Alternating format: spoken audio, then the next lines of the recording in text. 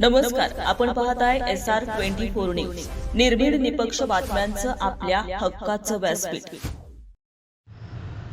बहिणीला न्याय मागायला गेलेल्या दोनही बहिणींवर लोखंडी रॉडने हल्ला, एका महिलेचा विनयभंग, मारहाण, शिवीगाळ आणि विनयभंग प्रकरणी चौघांविरुद्ध राहुरी पोलिसांमध्ये गुन्हा दाखल।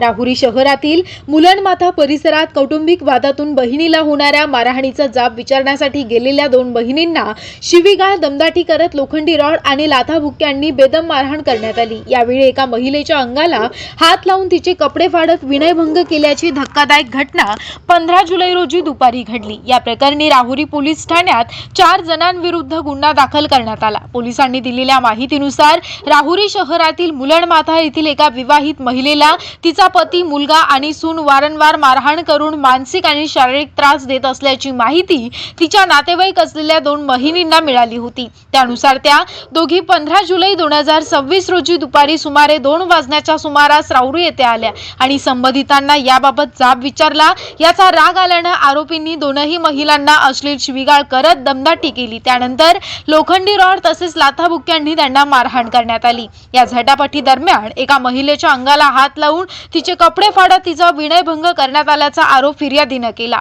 या प्रकरणी पीडित महिलेच्या फिर्यादीवरून राहुरी पोलीस ठाण्यामध्ये शोएब अयूब शेख, समरीन शोएब शेख, आयशा नाझीम शेख आणि अंजुम आसिफ शेख सर्व राहणार मुलनमाथा राहुरी यांच्या विरुद्ध गुन्हा रजिस्टर क्रमांक 791/2026 अन्वये भारतीय न्याय संहिता कलम 74, 118(1), 115(2), 351(2) आणि 352 अंतर्गत शिवीगाळ, मारहाण आणि विनयभंगाचा गुन्हा दाखल करण्यात आला। या घटनेचा पुढील तपास पोलीस निरीक्षक रवींद्र देशमुख यांच्या मार्गदर्शनाखाली सुरू आहे।